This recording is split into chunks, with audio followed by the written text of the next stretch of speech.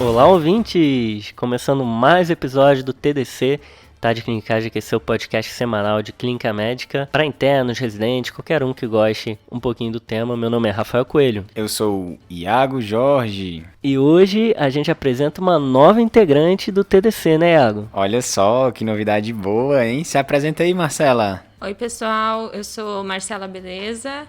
Eu sou curitibana, conheci esse pessoal na residência de clínica médica e agora estou fazendo parte do TDC. Estou muito feliz por estar aqui. E é mais uma do time geriatria, hein, Iagão? Tá crescendo. Mais uma do time feminino e do time da Geri, né? Esse time tá forte, viu, Rafa? Seja super bem-vinda aqui, Marcela. E o tema hoje, Iago, é vitamina D. Então a gente convidou uma curitibana, né, pra falar de sol. Acho que pra falar da falta do sol, né? Da falta da vitamina D. Lá a gente entende bem de repor vitamina D. Boa. Eu só queria fazer um comentário antes de começar aqui sobre o episódio de Sara, que gravou o Pedro, o Cauê. Episódio número 92, muito bom, né? Sensacional, né? Episódio de 2 semanas atrás. Quem não escutou, escute lá, porque realmente esse episódio tá muito bacana. Eu fui zoado no início do episódio, que falaram que eu fiz uma piada ruim. Merecido. Perguntei, acho que se o Topinamata era top pra alguma coisa. Um negócio ruim, piada ruim. E o Cauê pediu desculpa pra mim. Cauê, eu não tô chateado com você, cara. Agora, o Pedro Magno me zoou depois, eu só Rafa queria... aqui tá com ódio no olhar aqui, eu tô até com medo. Eu só queria dizer que eu não aceito ser zoado por uma pessoa que fala topíssimo. Eu tô com medo das piadas de hoje. Eita. Vamos ver. Espero que o Rafa tenha preparado umas piadas melhores pra esse episódio aqui, né? Não tem piada, mas topíssimo, Pedrão. Sério mesmo? Tá bom. Vamos lá começar? Boa, vamos nessa. Rafa, e a parceria do TDC com o Whitebook continua, né? Continue, Iagão. A gente tá com um novo parceiraço, que é o Whitebook, que é um aplicativo que te ajuda com modelos de prescrição, revisões de tópicos de medicina interna e muito mais. Muito bom, Rafa. Eu já conheço faz muito tempo, desde a época que eu era interno, e até hoje eu continuo assinando o Whitebook. O episódio vai ser sobre vitamina D, né? Um tema bastante amplo, que ele tangencia algumas outras áreas, né? Por exemplo, a osteoporose, né? A gente hoje vai falar muito sobre dosagem de vitamina D, sobre prescrição de vitamina D. Isso você consegue encontrar no aplicativo do Whitebook, mas a gente vai citar alguns conceitos, né, dentro da osteoporose, quando que usa vitamina D. E se você ficar na dúvida aí do que é osteoporose, o que não é, você pode entrar no aplicativo do Whitebook na seção de osteoporose, que tem tudo lá. O que é osteoporose densitométrica, a partir de quanto, T-score, Z-score. E essa seção também comenta sobre o cálcio. É isso aí, Rafa. Eu tô aqui no aplicativo na seção de osteoporose. Eu achei muito bacana que eles começam essa seção falando um aspecto muito importante que às vezes a gente esquece, que são as contraindicações da farmacoterapia, né? E é bom o aplicativo porque você consegue checar rapidinho ali a informação, acessá-la da maneira mais conveniente possível. Não perde seu tempo, baixa o aplicativo. Na descrição do episódio hoje já tem o link para acessar e você consegue ver todas as vantagens do Whitebook. É isso aí, Rafa. Boa! Para começar falando sobre vitamina D, a gente precisa definir alguns conceitos, né, Marcela? Isso, porque vitamina D é aquela coisa que a gente estuda na faculdade e fica um pouco confuso, porque tem a vitamina D que a gente consegue da dieta, a vitamina D que a gente converte na pele, no fígado, no rim e que daí vira biologicamente ativa. Então, só para relembrar, o que a gente consegue da nossa dieta é a vitamina D2, que é o ergocalciferol, e a vitamina D3, que é o colecalciferol. E depois a gente vai ter a vitamina D biologicamente ativa depois de todas as conversões. E aí, Iago, para que serve a vitamina D biologicamente ativa? A vitamina D biologicamente ativa, vamos colocar assim, é a 1,25 de hidroxivitamina D. Apelido carinhoso. Calcitriol. É ele mesmo. As principais funções da vitamina D, ela aumenta a absorção intestinal de cálcio e fosfato e também aumenta a reabsorção óssea. A vitamina D que tem uma fantasia muito grande em torno dela, né? Porque tem gente que fala que todas as células nucleadas do corpo têm receptor para a vitamina D, então potencialmente ela conseguiria influenciar vários sistemas do nosso organismo, desse sistema imune, cardiovascular, mas em termos de evidência, acho que a gente já pode começar com um conceito aqui importante. Vitamina D é importante pro osso. Então, rapidamente, passando pelo caminho da vitamina D, qual é a vitamina D que a gente come, Marcela? Certo. Então, a gente pode ingerir vitamina D2, o ergocalciferol, e vitamina D3, o colecalciferol. É interessante ver também que o colecalciferol, vitamina D3, também é aquela vitamina que é formada a partir da ativação da vitamina D pelo raio ultravioleta, pelo UVB na pele. Maravilha. Então a gente consegue vitamina D pela alimentação, mas são poucos alimentos que têm essa vitamina. Alguns peixes, fígado, mas a gente normalmente tem a tendência a ter muito abaixo do que a gente precisa na ingesta. Então, como que a gente chega na meta no indivíduo saudável? Pela conversão na pele. Isso, exatamente. E aí, ela é convertida na pele em qual vitamina mesmo? No colecalciferol, na vitamina D3. E para se tornar ativa, passa por onde? Depois, para ser biologicamente ativa, para virar o calcitriol, passa pelo fígado primeiro e depois pelo rim. Então, na dieta a gente recebe D3 e D2, que é colecalciferol D3, ergocalciferol D2. Na pele a gente consegue o colecalciferol, que é a D3. Aí vai passar pelo fígado e vai virar calcidiol, a 25-hidroxivitamina D, que é uma vitamina D que tem 2 a 3 semanas aí de meia-vida, e passa pelo rim para virar 1,25-dihidroxivitamina D, que é o calcitriol, que é a que vai agir nas células. Pessoal, se a gente absorve vitamina D pela luz solar, então quer dizer que meus pais lá em Fortaleza, meio-dia, eles ficam intoxicados nessa hora pela vitamina D? Como é que é isso, hein? Não, Iagão, não dá para intoxicar com o sol. Rapaz, lá o sol é quente, viu, meu amigo? O próprio sol destrói o excesso de vitamina D. Então, apesar de, se eu tomar um monte de suplemento de vitamina D3, eu posso me intoxicar, mas se eu tomar muito sol, vai produzir D3, mas não vai ter excesso, então eu não me intoxico. Show. Então meus pais podem tomar banho de sol tranquilo, né, Rafa? Tranquilos. Agora que a gente já definiu o que é a vitamina D, de onde que ela vem, para onde que ela vai, vamos estruturar o episódio. São 3 partes. Primeiro, deficiência de vitamina D. O que é, por que ela acontece. Depois a gente vai comentar um pouquinho sobre quais são as doenças que têm indicação de repor vitamina D e quais as doenças que não têm. Beleza, Rafa. E qual é o terceiro tópico? E a terceira parte é reposição de vitamina D. Quanto que eu tenho que repor, qual que eu tenho que repor, quais são os níveis seguros, quais são as faixas que eu tenho que atingir. E é isso aí, pessoal. Vamos lá? Legal, então, Rafa. Gostei dessa divisão do episódio. Então, Iago, me explica por que a gente precisa definir primeiro o que é deficiência e o que não é. Não é uma coisa fácil de saber? Para responder essa pergunta, eu vou dividir ela em 2 partes. Primeiro, a dificuldade em definir o que é a deficiência de vitamina D vem de o que você vai dosar. Que a gente já falou aqui mais cedo, que o princípio ativo da vitamina D é aquele 1,25 de hidroxivitamina D. Sendo que não é ele que a gente dosa, né? Isso é curioso. Não sei se você já tinha parado para pensar sobre isso, né? Que a gente dosa, na verdade, a 25 de hidroxivitamina D, que não é o princípio ativo exatamente porque ela tem uma meia-vida maior. Não existe nenhuma garantia na literatura, nem no meio científico, de que essa 25 hidroxivitamina D é o melhor marcador para a gente ter noção dos níveis de vitamina D. É o mais usado, mas ainda existe essa dúvida. Beleza, Iago. Então, a recomendação atual é dosar 25OH vitamina D, mas a gente não tem certeza absoluta se é o melhor exame. E qual que é a segunda dificuldade?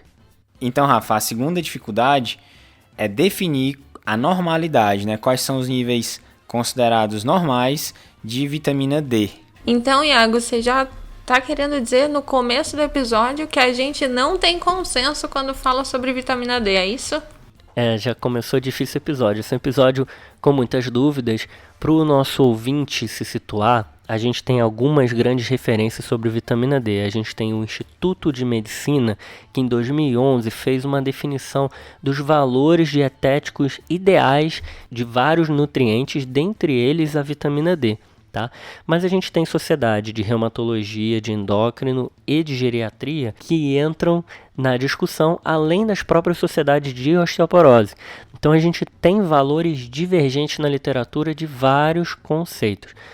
Nesse documento do Instituto de Medicina que eles definem as bases nutricionais mínimas, eles falam sobre uma faixa adequada de dosagem de vitamina D que você estaria em níveis suficientes. E todas essas outras referências que eu comentei também falam de outra faixa, né, Iago? Como é que é isso? Primeiro eu queria falar da unidade que é mais usada aqui no Brasil, que a gente tem que ficar atento, porque às vezes na literatura internacional eles usam outras unidades. A que a gente mais costuma ver aqui no Brasil é a unidade nanograma por ml.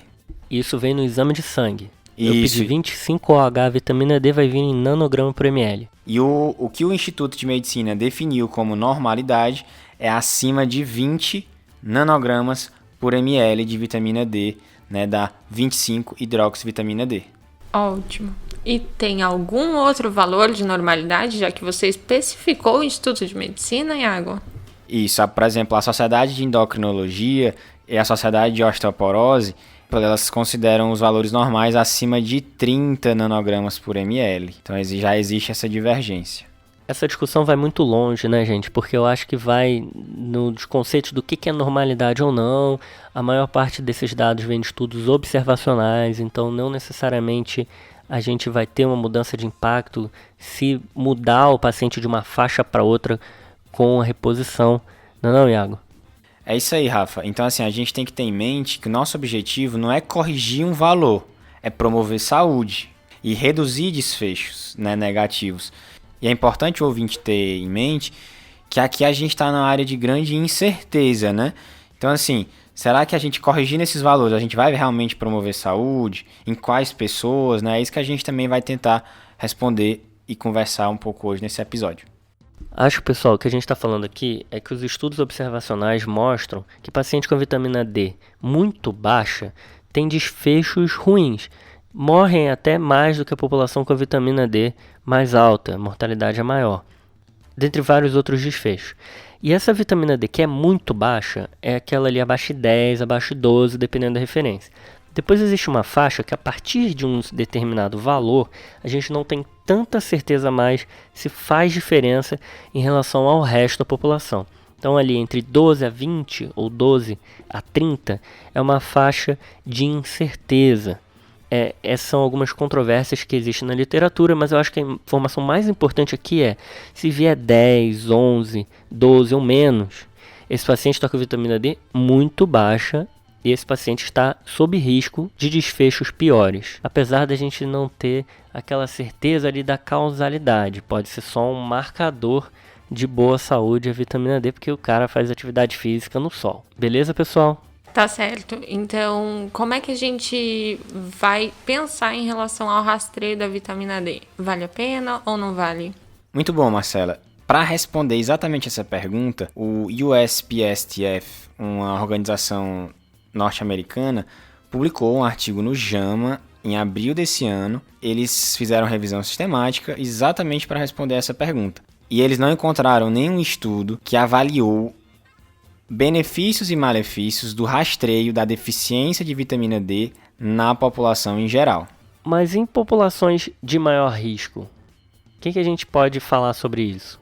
Bom, daí a gente tem que definir então quais são as populações de maior risco. E como a gente já viu que vitamina D é uma coisa complexa, passa por várias vias de ativação, acho que a gente vai ter aí diversos fatores de risco para essa vitamina estar deficiente. Vamos tentar lembrar do caminho ali da vitamina D. Tem 3 checkpoints ali que pode dar ruim. Primeiro, eu não tenho vitamina D para converter em nada. Ou seja, tá faltando na dieta, ou eu não tô tomando sol, ou eu tô até comendo na dieta, mas eu tô perdendo pelo trato gastrointestinal. E aí vou lembrar de doenças de má absorção. Lembra que a vitamina D é do grupo ADEC, aquele, mnemônico de vestibular, para tentar lembrar das lipossolúveis. Qualquer doença que tiver esteatorreia, perda de gordura nas fezes, vai perder vitamina D junto. Segundo checkpoint é ali o fígado. Se a vitamina D não for convertida no fígado, é porque o fígado tem alguma doença e aí no final das contas não vai virar na sua forma ativa. E o terceiro checkpoint é o rim. Paciente com doença renal crônica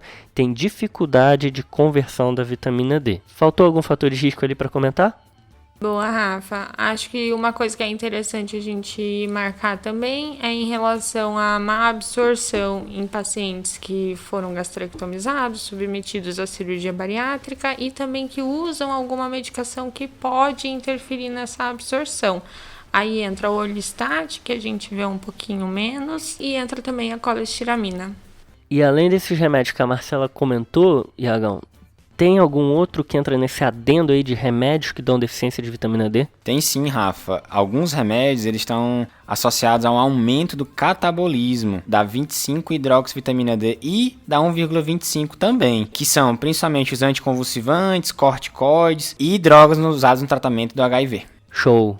Então, passando a limpo, deficiência de vitamina D depende da referência, mas abaixo de 20 ou abaixo de 12. A gente não vai rastrear na população geral, mas vai considerar rastrear nessas populações de maior risco que eu comentei. Tem também a população dos idosos institucionalizados, que entra ali nos pacientes que não tomam muito sol e que têm dificuldade de conversão na pele da vitamina D pela idade. E aí, Agão, tratamento de deficiência de vitamina D. Vale a pena tratar ou não? O que você viu? E esse mesmo estudo, publicado pela USPSTF, concluiu que entre adultos assintomáticos, dentre a população em geral, com níveis baixos de vitamina D, que o tratamento não teve efeito na mortalidade, nem em nenhum outro desfecho. Só houve duas condições que houve dúvida, a evidência é inconclusiva. As duas condições são prevenção a infecções e a funcionalidade física, vamos colocar assim. Beleza, então para resumir, o que o USPSTF recomenda de tratamento é que não tem benefício a gente repor vitamina D pensando em diminuir mortalidade ou outros desfechos, isso bem estabelecido, e inconclusivo em relação a infecções e melhora de funcionalidade. Então, pessoal, essa referência que é o USPSTF, eles são super rigorosos nas revisões deles e eles chegaram a essa conclusão. Se vocês forem abrir referência de endocrinologia, a indicação vai ser repor vitamina D na deficiência. Mas a vitamina D tem passado por tempos um pouco turbulentos nos últimos 3 anos, porque foram descobertos alguns escândalos relacionados à indústria farmacêutica, relacionadas aos pesquisadores que até escreviam essas diretrizes, inclusive de endocrinologia, e aí por isso que ainda tem muita discussão, muita controvérsia, mas o que a gente pode falar é isso. O SPSTF fala para não repor na deficiência de vitamina D em pessoas saudáveis e as sociedades de endocrinologia orientam repor. Aqui eu estou falando de pessoas que não têm nenhuma doença. Tá ótimo, Rafa. Então a gente falou muito sobre a população que não tem doença. Mas e em quais doenças que a gente se preocupa e que tem que repor vitamina D? A gente tem que lembrar que vitamina D tem benefício para as doenças ósseas, tá? Então, o carro-chefe aqui é a osteoporose. Na osteoporose, eu vou repor vitamina D. Existem algumas outras que eu vou comentar daqui a pouquinho que a gente tem que dosar a vitamina D e se tiver baixa a gente repõe. E existem outras situações que ainda não está conclusivo se tem que repor ou não. Então vamos lá. Na osteoporose, a gente tem estudos antigos que mostram que a vitamina D reduz fraturas. Não são muitos estudos, porque dali para frente, todos os outros trabalhos usaram a vitamina D e também o cálcio, a duplinha vitamina D e cálcio, junto de outros medicamentos para osteoporose. O estudo que tem um bisfosfonato, que tem denosumab, ele vai comparar o denosumab com o placebo, mas os dois grupos usam vitamina D e cálcio. Por isso, a evidência não é tão grande de que a vitamina D faça grandes diferenças assim, em redução de fratura. Provavelmente não faz tanto quanto os remédios específicos para osteoporose, mas ela vai ser usada. Isso daí não tem controvérsia, a gente vai encontrar e daqui a pouquinho a gente vai falar sobre dosagens e se tem que colocar numa determinada faixa. Quais são as outras doenças que eu tenho que dosar e ver se a vitamina D está baixa ou não para ver se eu reponho.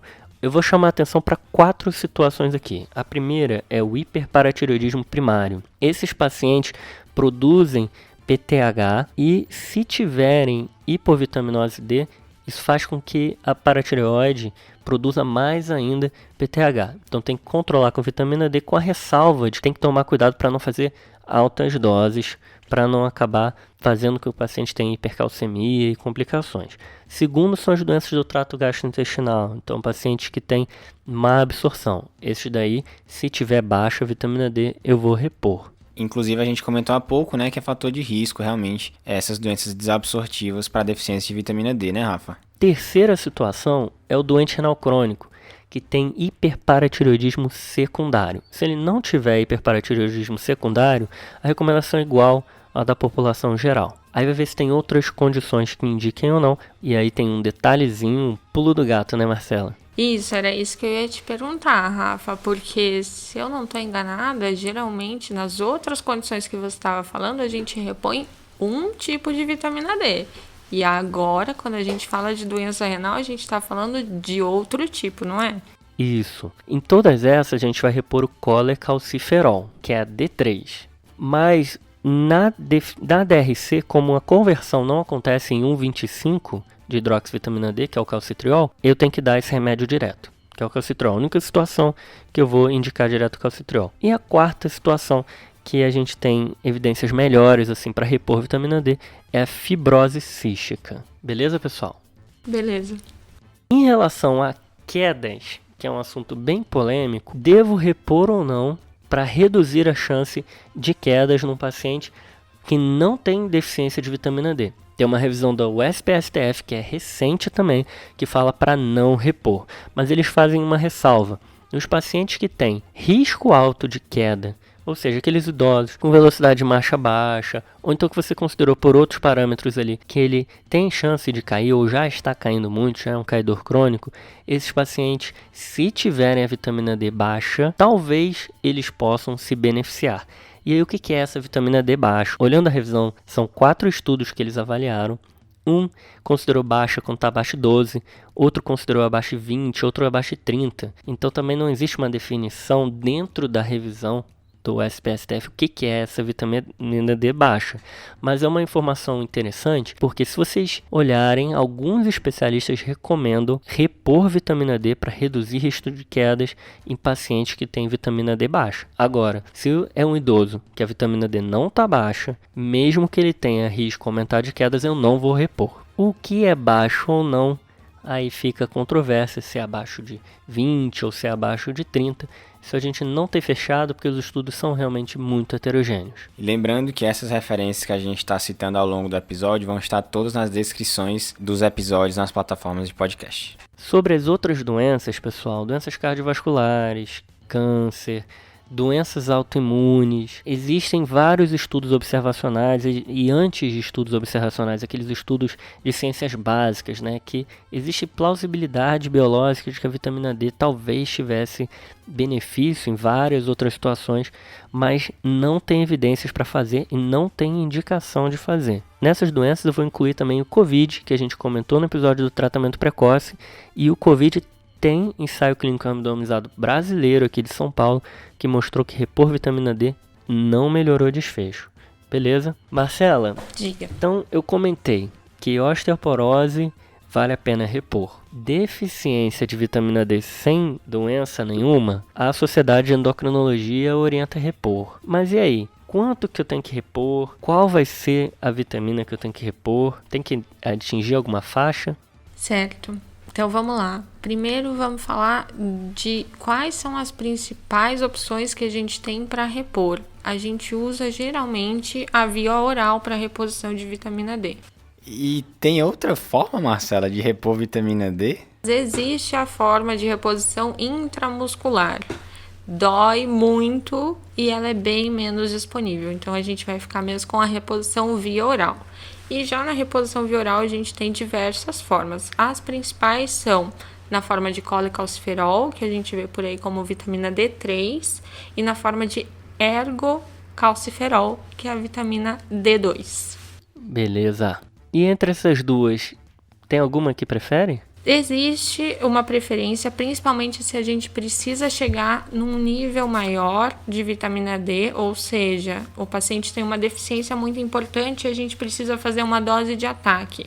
Nessas condições, o colecalciferol, a D3, ela é melhor. Quando a gente faz uma dose de manutenção, aí as duas são equivalentes. Então, tanto faz. Aí, tanto faz. E o calcitriol, a gente já comentou. Isso, o calcitriol fica para a situação específica mesmo da doença renal crônica com o hiperpara secundário. Em todas as outras situações a gente prefere ou o colecalciferol ou o ergocalciferol. Show! E tem alguma dose que eu tenho que fazer? Então, de novo, Rafa, se a gente está lidando com um paciente com uma deficiência de vitamina D muito importante, os níveis estão abaixo de 12, por exemplo, aí os estudos recomendam uma dose de ataque. Como eu já falei com o colecalciferol, numa dose de 50.000 unidades por semana, e a recomendação é que a gente mantenha isso por 8 semanas. E daí faça uma nova dosagem. Existem algumas referências que comentam guiar por dosagem. E aí, qual que seria a faixa que a gente tem que atingir? Isso. Como a gente está falando principalmente de doença osteomuscular, na osteoporose a gente recomenda que o paciente fique com níveis pelo menos acima de 30, algumas referências falando 30 a 40, outros 30 a 50. Nunca, ou pelo menos evitar, uma dosagem de vitamina D acima de 50, acima de 100, realmente o risco de intoxicação é muito maior. Quando a gente estuda a vitamina D, a gente tem algumas incertezas, né? Não só por falta de evidência, mas por opiniões diferentes entre as referências. Se a gente for olhar o Instituto de Medicina, eles orientam manter acima de 20. As referências de endocrinologia e osteoporose orientam manter acima de 30. Como que a gente chega no acima de 30? Como a Marcela explicou, se tiver muito baixa a vitamina D, abaixo de 10, 12, eu posso fazer esse ataque de 50.000 por 8 semanas e depois fazer a dose de manutenção. Se não estiver tão baixa, eu posso ir direto para essa dose de manutenção. Qual que seria a dose de manutenção, Marcela? Isso. Aí a dose de manutenção. Então, nas outras situações que o Rafa falou, que não osteoporose, ou então no paciente que eu fiz dose de ataque e cheguei no nível adequado de vitamina D, eu posso manter 800 a 1.000 unidades, aí tanto faz, de colecalciferol ou de ergocalciferol por dia, ou se o paciente for aderir melhor, isso pode ser fracionado na semana, ou seja, junta todas essas doses diárias e faz uma vez na semana. Isso é um negócio importante. Como a minha vida é longa, eu posso repor tudo uma vez por semana. Existem alguns regimes até que fazem doses maiores, uma vez por mês e até uma vez por ano, né, Marcela?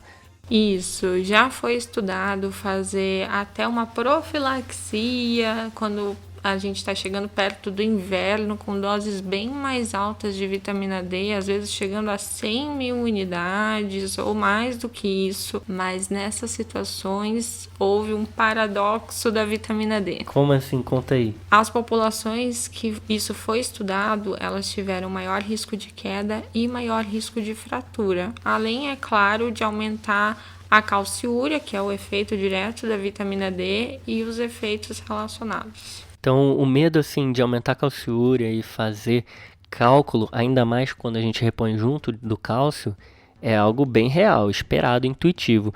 Agora, dar uma dose alta de vitamina D e aumentar a fratura, isso foi realmente uma surpresa. Bom, o que a gente pode falar aqui para tentar esclarecer melhor é o seguinte: 7.000 unidades por semana é uma dosagem de manutenção que dá 1.000 por dia e que a maior parte das referências orienta como adequado. Tá? Alguns pacientes que têm fatores de risco a mais, talvez precisem de doses maiores. E aí você pode fazer isso aumentando a dose de manutenção empiricamente, chegando ali até 14.000 por semana, que dá 2.000 por dia, ou você pode fazer dosando a vitamina D e procurando entrar na faixa de suficiência, que, como eu já falei, a faixa de suficiência varia conforme a referência, mas é ali acima de 20 ou 30, puxando mais ali para o 30. Se vocês forem olharem para a Associação Americana de Geriatria, eu achei super interessante, foi até uma diretriz sobre prevenção de quedas, aquele asterisco que eu falei, o idoso com risco de queda, que está com a vitamina D baixa, que talvez se beneficie. A Sociedade Americana de Geriatria se posiciona que vale a pena repor, isso em 2014, 1.000 por dia no mínimo. E aí eles falam que se você tomar 1.000 unidades por dia, isso é o mínimo aceitável, que são as 7.000 por semana, mas que só 50% dos pacientes chegam na meta, os idosos. Então, eles comentam que são poucos pacientes que chegam na meta com essa dosagem de 7.000 por semana.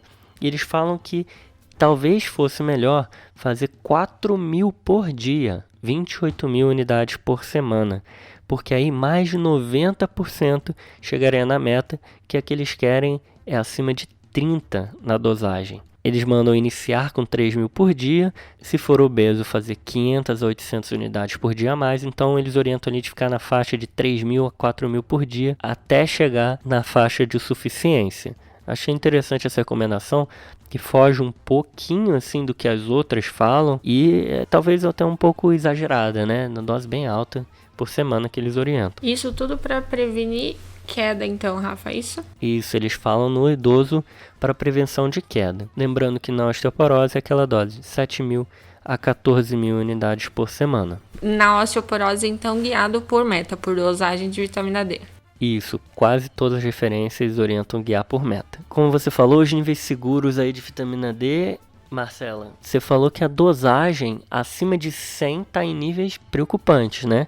De intoxicar. Mas se a gente for converter isso para a dosagem diária, os níveis seguros, segundo o Instituto de Medicina, e que também é o que se baseia a Associação de Geriatria, é 4.000 unidades por dia. Então essa dosagem que eles orientam nesse contexto que eu expliquei é até a dosagem máxima que pode ser feita como manutenção. Isso aí é a longo prazo, diferente daquele cenário que eu estou fazendo um ataque, porque eu sei que a vitamina D do paciente está muito baixa. Isso, Rafa, exatamente. Show, galera. Vencemos a vitamina D? Ou ela nos venceu? Ela nos venceu, com certeza.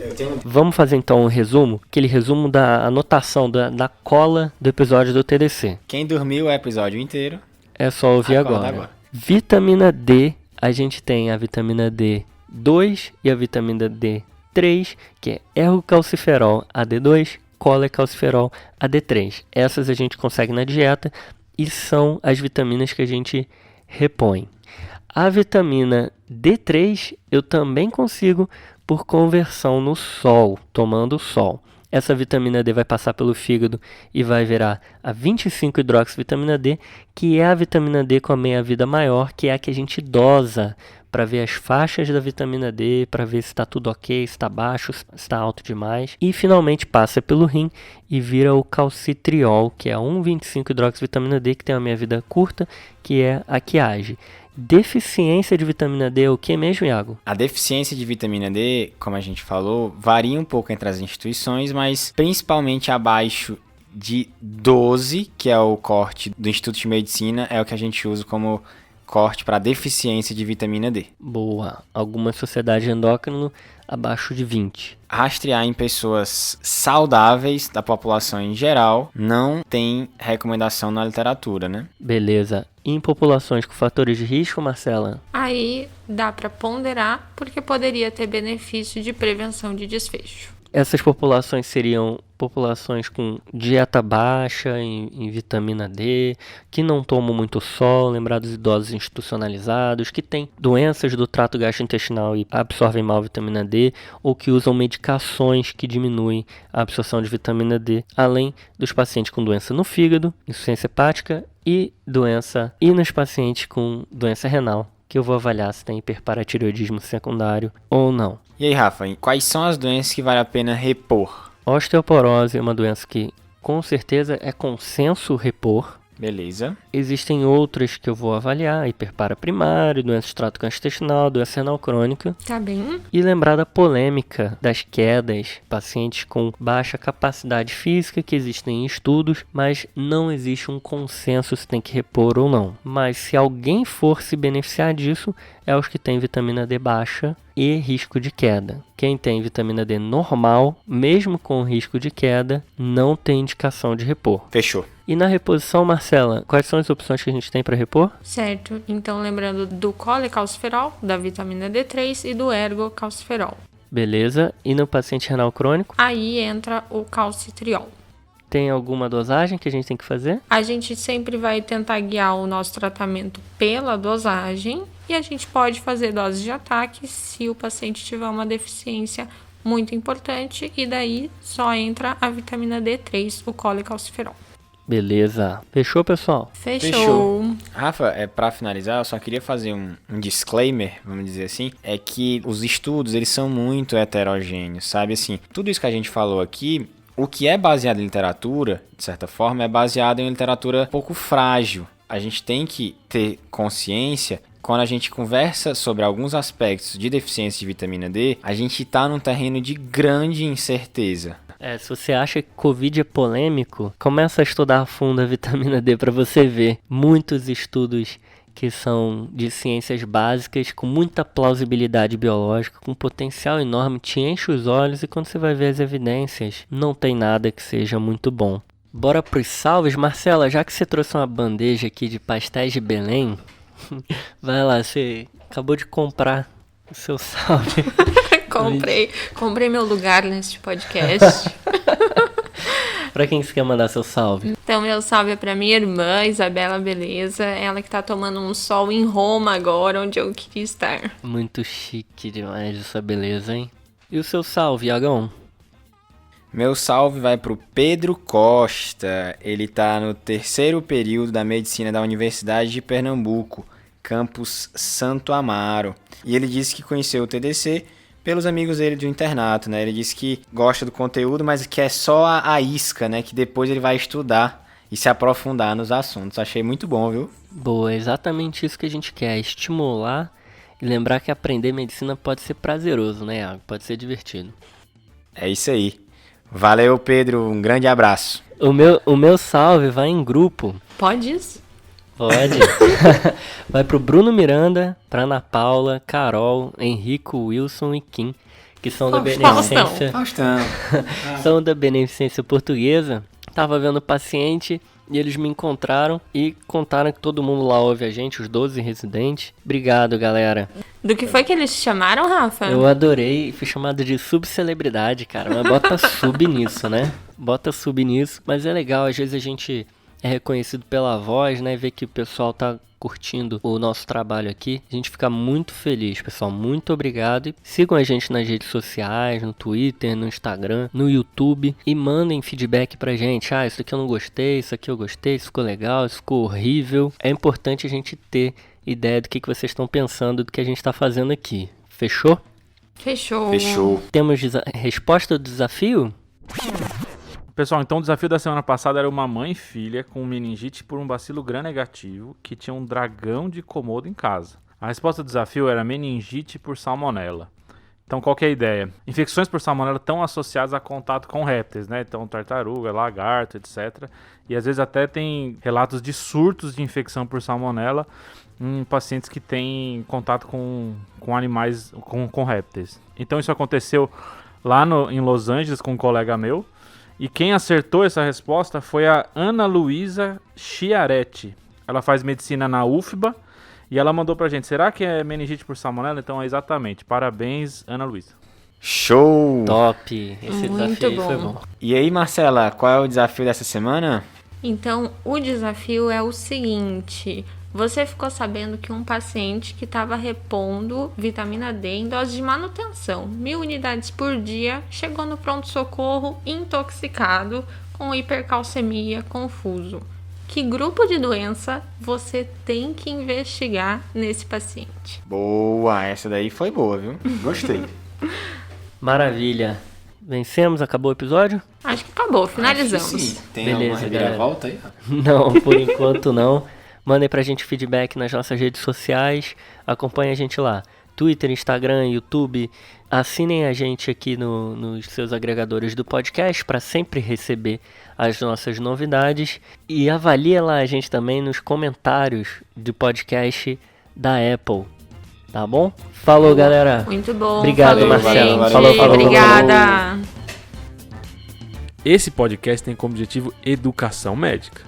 Não utilize como recomendação. Para isso, procure o seu médico.